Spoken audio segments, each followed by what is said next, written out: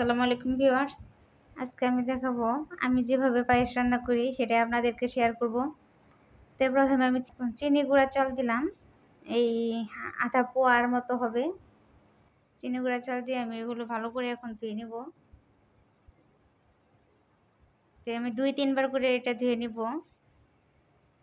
তা আসলে পায়েস অনেকেই কিন্তু আমরা পছন্দ করে থাকি। পায়েস রান্নাটা আসলে খুবই মজার হয়। এটা আমারও একটি ফেভারিট খাবার। তো যদি আমার এই পায়েস রান্নাটা আপনাদের কাছে ভালো লাগে তাহলে অবশ্যই একটা লাইক কমেন্ট করে দিবেন। তা আশা করি শেষ পর্যন্ত সবাই পাশে থাকবেন।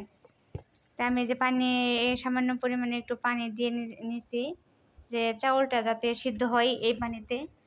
আর সাথে এখন আমি একটু দুধ দিয়ে দিব, লিকুইড দুধ। সামান্য পানির সাথে আমি এই দুধটা অ্যাড করে দিচ্ছি। আমার এদিকে দুধটাও জাল হয়ে যাবে, এদিকে পানিটাও শুকিয়ে চাল সিদ্ধ হয়ে যাবে। তা আমি কিন্তু এই প্রসেসে রান্না করি।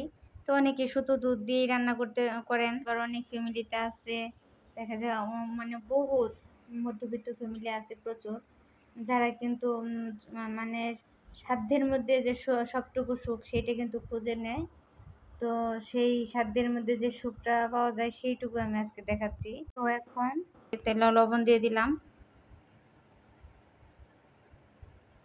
তারপরে এলাচ দারচিনি তেজপাতাও আমি দিয়ে দিলাম, 2টা তেজপাতা।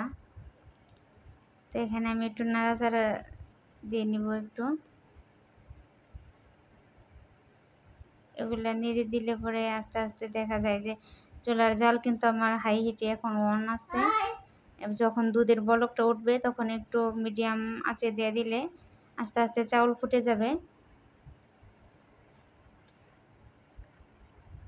এখন আমি যে স্কিপ করেছি অবশ্য, দুধটা একটু ভালো করে বলক ওঠার পর আমি 2 চামচ চিনি দিয়ে দিলাম।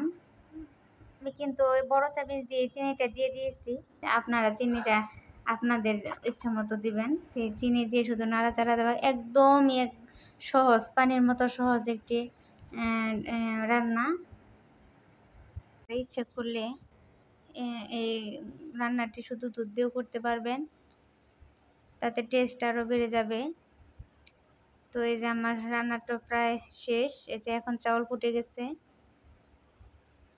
মাশাআল্লাহ এখন হয়েও গেছে। এখন আমি এটা সার্ভ করে দেখাচ্ছি।